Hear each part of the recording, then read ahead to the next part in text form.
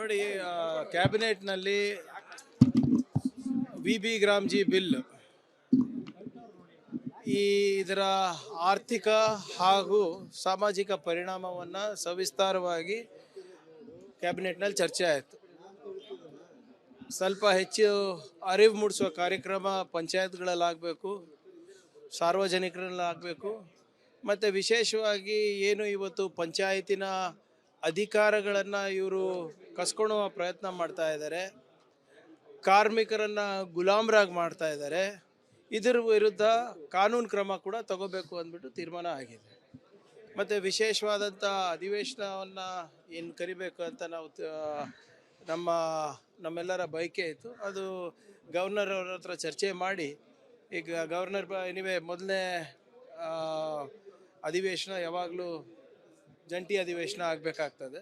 So ಅದರಿಂದ ಅದನ್ನು ಮಾನ್ಯ ಗವರ್ನರ್ ಅವ್ರ ಜೊತೆ ಚರ್ಚೆ ಮಾಡಿ ಒಂದು ಡೇಟ್ ಕೊಡ್ತೀವಿ, ಒಂದು ಡೇಟಿಗೆ ನಾವು ಕೇಳ್ಕೊಂಡಿದ್ದೀವಿ. ಯಾವ ದಿನಾಂಕ ಅಂತ ಏನಾದರೂ?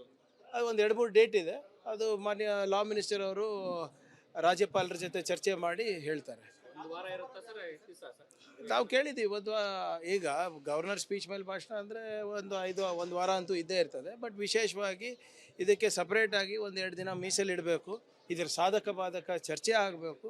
ಯಾಕಂದರೆ ಒಂದು BJP ಅವರು ಮತ್ತು JDS ಅವರು ಇದ್ರ ಬಗ್ಗೆ ಸಾಕಷ್ಟು ಅಪಪ್ರಚಾರವನ್ನು ಮೂಡಿಸ್ತಾ ಇದ್ದಾರೆ. ಸೊ ಏನಿದ್ರೂ ಕೂಡ ಇದು ಸದನದಲ್ಲಿ ಚರ್ಚೆ ಆಗಲಿ.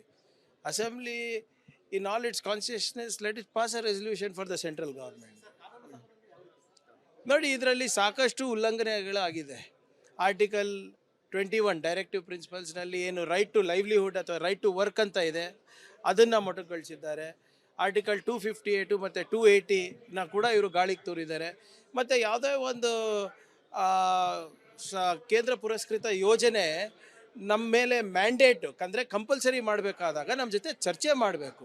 ನಾವು 40% ಕೊಡಬೇಕು ಅಂದರೆ ಅದು ನಾವು ಚರ್ಚೆ ಇರಲಾರ್ದೆ ಕೊಡೋಕ್ಕಾಗ್ತದ? ಒಂದು ವೇಳೆ ಯಾವುದೇ ಸೆಂಟ್ರಲ್ ಸ್ಪಾನ್ಸರ್ಡ್ ಸ್ಕೀಮ್ ಇದ್ರೂ ಕೂಡ ನಮಗೆ ಐದರ್ ವೀಕೆಂಡ್ ಅದನ್ನು ಪುರಸ್ಕಾರ ಮಾಡ್ಬೋದು ಅಥವಾ ತಿರಸ್ಕಾರ ಮಾಡ್ಬೋದು. ಆದರೆ ತಿರಸ್ಕಾರ ಮಾಡಿದ್ರೆ ಚೀಫ್ ಜಸ್ಟಿಸ್ ಆಫ್ ಇಂಡಿಯಾ ಅವರು ಒಂದು ಆರ್ಬಿಟ್ರೇಟರ್ನ ನೇಮಕ ಮಾಡ್ತಾರೆ. ಇಲ್ಲಿ ಕನ್ಸಲ್ಟೇಷನು ನಡೆದಿಲ್ಲ, ಏನಿಲ್ಲ. ನೀವು ಸುಮ್ಮನೆ 40% ಕೊಡಬೇಕು ಅಂದರೆ ಯಾವ ಮಾನದಂಡದ ಮೇಲೆ ಕೊಡಬೇಕು, ಹೇಗೆ ಕೊಡಬೇಕು, ಅದು ಯಾವುದೇ ರೀತಿಯಾದಂಥ ಚರ್ಚೆ ನಡೆದಿಲ್ಲ. ಸೊ ಇವೆಲ್ಲನೂ ಕೂಡ ಕಾನೂನುವಾಗಿ ನಾವು ಪರಿಗಣಿಸ್ತಾ ಇದ್ದೇವೆ. We will take the matter legally, constitutionally, as well to the people of the court. Sorry? ಶಿಡ್ಲಘಟ್ಟದಲ್ಲಿ ಸರ್ ನಗರಸಭೆ ಆಯುಕ್ತಗೆ ಕಾಂಗ್ರೆಸ್ ಮುಖಂಡ ಅವ್ಯಾಚ ಶಬ್ದಗಳಿಂದ ಬೈದಿದ್ದಾನೆ, ಬೆಂಕಿ ಹಚ್ಚಿದ್ದಾನೆ. ನೋಡಿ ಅದು ಏನಾಗಿದೆ ಶಿಡ್ಲಘಟ್ಟನಲ್ಲಿ ನನ್ನ ಸಂಪೂರ್ಣ ಮಾಹಿತಿ ಇಲ್ಲ. ಆದರೆ ಯಾರೂ ಕೂಡ ಅವಾಚ ಶಬ್ದದಲ್ಲಿ ಮಾತನಾಡೋದಿರ್ಬೋದು, ನಿಂದನೆ ಮಾಡ್ಬೋದು, ಯಾರಿಗೂ ಹಕ್ಕಿಲ್ಲ. ಸರ್, ಈವರೆಗೂ ಅವ್ರನ್ನ ಬಂಧನ ಆಗಿಲ್ಲ. ನನಗೆ ನಾ ಹೇಳ್ದೆ ನೋಡಿ, ನೌಕರರು ಕೂಡ ಪ್ರತಿಭಟನೆ ಮಾಡ್ತಿದ್ದಾರೆ. ಇಲ್ಲ, ನಾನು ಹೇಳ್ದಂಗೆ ಅಂಥದ್ದು ಏನಾದರೂ ಘಟನೆ ಆಗಿದ್ರೆ ಅದನ್ನ ತನಿಖೆ ಆಗಿ ಸೂಕ್ತ ಕ್ರಮ ತಗೋತೀವಿ. ಆದರೆ ಯಾರಿಗೂ ಕೂಡ ಸಂವಿಧಾನ ಅಥವಾ ಕಾನೂನು ಬೇರೆಯವ್ರನ್ನ ನಿಂದಿಸುವ ಹಕ್ಕು ಕೊಟ್ಟಿಲ್ಲ. ನೋಡಿ, ಕ್ಯಾಬಿನೆಟ್ನಲ್ಲಿ ವಿ ಗ್ರಾಮ್ಜಿ ಬಿಲ್ ಇದರ ಆರ್ಥಿಕ ಹಾಗೂ ಸಾಮಾಜಿಕ ಪರಿಣಾಮವನ್ನು ಸವಿಸ್ತಾರವಾಗಿ ಕ್ಯಾಬಿನೆಟ್ನಲ್ಲಿ ಚರ್ಚೆ ಆಯಿತು. ಸ್ವಲ್ಪ ಹೆಚ್ಚು ಅರಿವು ಮೂಡಿಸುವ ಕಾರ್ಯಕ್ರಮ ಪಂಚಾಯತ್ಗಳಲ್ಲಾಗಬೇಕು, ಸಾರ್ವಜನಿಕರಲ್ಲಾಗಬೇಕು. ಮತ್ತು ವಿಶೇಷವಾಗಿ ಏನು ಇವತ್ತು ಪಂಚಾಯತಿನ ಅಧಿಕಾರಗಳನ್ನು ಇವರು ಕಸ್ಕೊಳ್ಳುವ ಪ್ರಯತ್ನ ಮಾಡ್ತಾ ಇದ್ದಾರೆ, ಕಾರ್ಮಿಕರನ್ನು ಗುಲಾಮರಾಗಿ ಮಾಡ್ತಾ ಇದ್ದಾರೆ. ಇದರ ವಿರುದ್ಧ ಕಾನೂನು ಕ್ರಮ ಕೂಡ ತಗೋಬೇಕು ಅಂದ್ಬಿಟ್ಟು ತೀರ್ಮಾನ ಆಗಿದೆ. ಮತ್ತು ವಿಶೇಷವಾದಂಥ ಅಧಿವೇಶನವನ್ನು ಏನು ಕರಿಬೇಕು ಅಂತ ನಾವು ನಮ್ಮೆಲ್ಲರ ಬಯಕೆ ಇತ್ತು. ಅದು ಗವರ್ನರ್ ಅವ್ರ ಹತ್ರ ಚರ್ಚೆ ಮಾಡಿ, ಈಗ ಗವರ್ನರ್ ಎನಿವೆ ಮೊದಲನೇ ಅಧಿವೇಶನ ಯಾವಾಗಲೂ ಜಂಟಿ ಅಧಿವೇಶನ ಆಗಬೇಕಾಗ್ತದೆ. ಸೊ ಅದರಿಂದ ಅದನ್ನು ಮಾನ್ಯ ಗವರ್ನರ್ ಅವ್ರ ಜೊತೆ ಚರ್ಚೆ ಮಾಡಿ ಒಂದು ಡೇಟ್ ಕೊಡ್ತೀವಿ, ಒಂದು ಡೇಟಿಗೆ ನಾವು ಕೇಳ್ಕೊಂಡಿದ್ದೀವಿ. ಯಾವ ದಿನಾಂಕ ಅಂತ ಏನಾದರೂ? ಅದು ಒಂದು 2-3 ಡೇಟ್ ಇದೆ. ಅದು ಮಾನ್ಯ ಲಾ ಮಿನಿಸ್ಟರ್ ಅವರು ರಾಜ್ಯಪಾಲರ ಜೊತೆ ಚರ್ಚೆ ಮಾಡಿ ಹೇಳ್ತಾರೆ. ಒಂದು ವಾರ ಇರುತ್ತಾ ಸರ್? ನಾವು ಕೇಳಿದ್ದೀವಿ. ಈಗ ಗವರ್ನರ್ ಸ್ಪೀಚ್ ಮೇಲೆ ಭಾಷಣ ಅಂದರೆ ಒಂದು ವಾರ ಅಂತೂ ಇದ್ದೇ ಇರ್ತದೆ. ಬಟ್ ವಿಶೇಷವಾಗಿ ಇದಕ್ಕೆ ಸಪ್ರೇಟಾಗಿ 1-2 ದಿನ ಮೀಸಲಿಡಬೇಕು.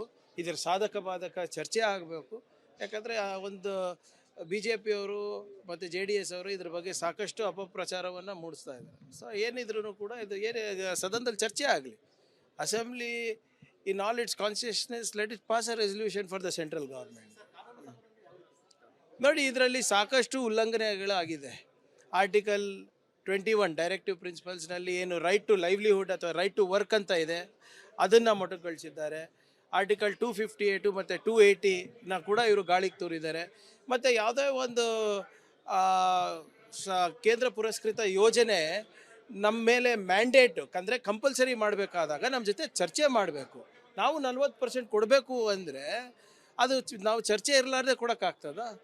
ಒಂದು ವೇಳೆ ಯಾವುದೇ ಸೆಂಟ್ರಲ್ ಸ್ಪಾನ್ಸರ್ಡ್ ಸ್ಕೀಮ್ ಇದ್ರೂ ಕೂಡ ನಮಗೆ ಐದರ್ ವಿ ಕ್ಯಾನ್ ಅದನ್ನು ಪುರಸ್ಕಾರ ಮಾಡ್ಬೋದು ಅಥವಾ ತಿರಸ್ಕಾರ ಮಾಡ್ಬೋದು. ಆದರೆ ತಿರಸ್ಕಾರ ಮಾಡಿದ್ರಲ್ಲಿ ಚೀಫ್ ಜಸ್ಟಿಸ್ ಆಫ್ ಇಂಡಿಯಾ ಅವರು ಒಂದು ಆರ್ಬಿಟ್ರೇಟರ್ನ ನೇಮಕ ಮಾಡ್ತಾರೆ. ಇಲ್ಲಿ ಕನ್ಸಲ್ಟೇಷನು ನಡೆದಿಲ್ಲ, ಏನಿಲ್ಲ. ನೀವು ಸುಮ್ಮನೆ 40% ಕೊಡಬೇಕು ಅಂದರೆ ಯಾವ ಮಾನದಂಡದ ಮೇಲೆ ಕೊಡಬೇಕು, ಹೇಗೆ ಕೊಡಬೇಕು, ಅದು ಯಾವುದೇ ರೀತಿಯಾದಂಥ ಚರ್ಚೆ ನಡೆದಿಲ್ಲ. ಸೊ ಇವೆಲ್ಲನೂ ಕೂಡ ಕಾನೂನುವಾಗಿ ನಾವು ಪರಿಗಣಿಸ್ತಾ ಇದ್ದೇವೆ. We will take the matter legally, constitutionally as well to the people of the court. Sorry, ಶಿಡ್ಲಘಟ್ಟದಲ್ಲಿ ಸರ್ ನಗರಸಭೆ ಆಯುಕ್ತಗೆ ಕಾಂಗ್ರೆಸ್ ಮುಖಂಡ ಅವ್ಯಾಚ ಶಬ್ದಗಳಿಂದ ಬೈದಿದ್ದೀನಿ, ಬೆಂಕಿ ಹಚ್ಚಿದ್ದಾನೆ. ನೋಡಿ ಅದು ಏನಾಗಿದೆ ಶಿಡ್ಲಘಟ್ಟನಲ್ಲಿ ನನ್ನ ಸಂಪೂರ್ಣ ಮಾಹಿತಿ ಇಲ್ಲ. ಆದರೆ ಯಾರೂ ಕೂಡ ಅವಾಚ ಶಬ್ದದಲ್ಲಿ ಮಾತನಾಡೋದಿರ್ಬೋದು, ನಿಂದನೆ ಮಾಡ್ಬೋದು, ಯಾರಿಗೂ ಹಕ್ಕಿಲ್ಲ. ಸರ್, ಈವರೆಗೂ ಅವ್ರನ್ನ ಬಂಧನ ಆಗಿಲ್ಲ. ನನಗೆ ನಾ ಹೇಳ್ದೆ ನೋಡಿ, ನೌಕರರು ಕೂಡ ಪ್ರತಿಭಟನೆ ಮಾಡ್ತಿದ್ದಾರೆ. ಇಲ್ಲ, ನಾನು ಹೇಳ್ದಂಗೆ ಅಂಥದ್ದು ಏನಾದರೂ ಘಟನೆ ಆಗಿದ್ರೆ ಅದನ್ನ ತನಿಖೆ ಆಗಿ ಸೂಕ್ತ ಕ್ರಮ ತಗೋತೀವಿ. ಆದರೆ ಯಾರಿಗೂ ಕೂಡ ಸಂವಿಧಾನ ಅಥವಾ ಕಾನೂನು ಬೇರೆಯವ್ರನ್ನ ನಿಂದಿಸುವ ಹಕ್ಕು ಕೊಟ್ಟಿಲ್ಲ. ನೋಡಿ, ಕ್ಯಾಬಿನೆಟ್ನಲ್ಲಿ VB ಗ್ರಾಮ್ಜಿ ಬಿಲ್ ಇದರ ಆರ್ಥಿಕ ಹಾಗೂ ಸಾಮಾಜಿಕ ಪರಿಣಾಮವನ್ನು ಸವಿಸ್ತಾರವಾಗಿ ಕ್ಯಾಬಿನೆಟ್ನಲ್ಲಿ ಚರ್ಚೆ ಆಯಿತು. ಸ್ವಲ್ಪ ಹೆಚ್ಚು ಅರಿವು ಮೂಡಿಸುವ ಕಾರ್ಯಕ್ರಮ ಪಂಚಾಯತ್ಗಳಲ್ಲಾಗಬೇಕು, ಸಾರ್ವಜನಿಕರಲ್ಲಾಗಬೇಕು. ಮತ್ತು ವಿಶೇಷವಾಗಿ ಏನು ಇವತ್ತು ಪಂಚಾಯತಿನ ಅಧಿಕಾರಗಳನ್ನು ಇವರು ಕಸ್ಕೊಳ್ಳುವ ಪ್ರಯತ್ನ ಮಾಡ್ತಾ ಇದ್ದಾರೆ, ಕಾರ್ಮಿಕರನ್ನು ಗುಲಾಮರಾಗಿ ಮಾಡ್ತಾ ಇದ್ದಾರೆ. ಇದರ ವಿರುದ್ಧ ಕಾನೂನು ಕ್ರಮ ಕೂಡ ತಗೋಬೇಕು ಅಂದ್ಬಿಟ್ಟು ತೀರ್ಮಾನ ಆಗಿದೆ. ಮತ್ತು ವಿಶೇಷವಾದಂಥ ಅಧಿವೇಶನವನ್ನು ಏನು ಕರಿಬೇಕು ಅಂತ ನಾವು ನಮ್ಮೆಲ್ಲರ ಬಯಕೆ ಇತ್ತು. ಅದು ಗವರ್ನರ್ ಅವ್ರ ಹತ್ರ ಚರ್ಚೆ ಮಾಡಿ, ಈಗ ಗವರ್ನರ್ ಮೊದಲನೇ ಅಧಿವೇಶನ ಯಾವಾಗಲೂ ಜಂಟಿ ಅಧಿವೇಶನ ಆಗಬೇಕಾಗ್ತದೆ. ಸೊ ಅದರಿಂದ ಅದನ್ನು ಮಾನ್ಯ ಗವರ್ನರ್ ಅವ್ರ ಜೊತೆ ಚರ್ಚೆ ಮಾಡಿ ಒಂದು ಡೇಟ್ ಕೊಡ್ತೀವಿ, ಒಂದು ಡೇಟಿಗೆ ನಾವು ಕೇಳ್ಕೊಂಡಿದ್ದೀವಿ. ಯಾವ ದಿನಾಂಕ ಅಂತ ಏನಾದರೂ? ಅದು ಒಂದು 2-3 ಡೇಟ್ ಇದೆ. ಅದು ಮಾನ್ಯ ಲಾ ಮಿನಿಸ್ಟರ್ ಅವರು ರಾಜ್ಯಪಾಲರ ಜೊತೆ ಚರ್ಚೆ ಮಾಡಿ ಹೇಳ್ತಾರೆ. ಒಂದು ವಾರ ಇರುತ್ತಾ ಸರ್? ನಾವು ಕೇಳಿದ್ದೀವಿ. ಈಗ ಗವರ್ನರ್ ಸ್ಪೀಚ್ ಮೇಲೆ ಭಾಷಣ ಅಂದರೆ ಒಂದು ವಾರ ಅಂತೂ ಇದ್ದೇ ಇರ್ತದೆ. ಬಟ್ ವಿಶೇಷವಾಗಿ ಇದಕ್ಕೆ ಸಪ್ರೇಟಾಗಿ 1-2 ದಿನ ಮೀಸಲಿಡಬೇಕು. ಇದರ ಸಾಧಕ ಬಾಧಕ ಚರ್ಚೆ ಆಗಬೇಕು. ಯಾಕಂದರೆ ಒಂದು BJP ಅವರು ಮತ್ತು JDS ಅವರು ಇದ್ರ ಬಗ್ಗೆ ಸಾಕಷ್ಟು ಅಪಪ್ರಚಾರವನ್ನು ಮೂಡಿಸ್ತಾ ಇದ್ದಾರೆ. ಸೊ ಏನಿದ್ರು ಕೂಡ ಇದು ಸದನದಲ್ಲಿ ಚರ್ಚೆ ಆಗಲಿ. Assembly in all it's constitutions let it pass a resolution for the central government. ನೋಡಿ, ಇದರಲ್ಲಿ ಸಾಕಷ್ಟು ಉಲ್ಲಂಘನೆಗಳಾಗಿದೆ.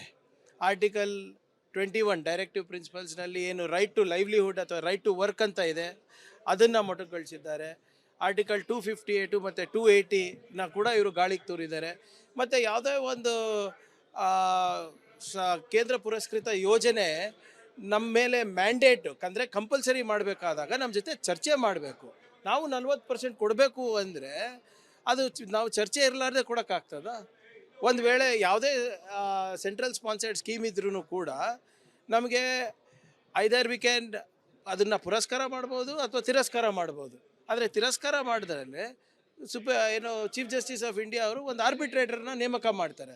ಇಲ್ಲಿ ಕನ್ಸಲ್ಟೇಷನು ನಡೆದಿಲ್ಲ, ಏನಿಲ್ಲ. ನೀವು ಸುಮ್ಮನೆ 40% ಕೊಡಬೇಕು ಅಂದರೆ ಯಾವ ಮಾನದಂಡದ ಮೇಲೆ ಕೊಡಬೇಕು, ಹೇಗೆ ಕೊಡಬೇಕು, ಅದು ಯಾವುದೇ ರೀತಿಯಾದಂಥ ಚರ್ಚೆ ನಡೆದಿಲ್ಲ. ಸೊ ಇವೆಲ್ಲನೂ ಕೂಡ ಕಾನೂನುವಾಗಿ ನಾವು ಪರಿಗಣಿಸ್ತಾ ಇದ್ದೇವೆ.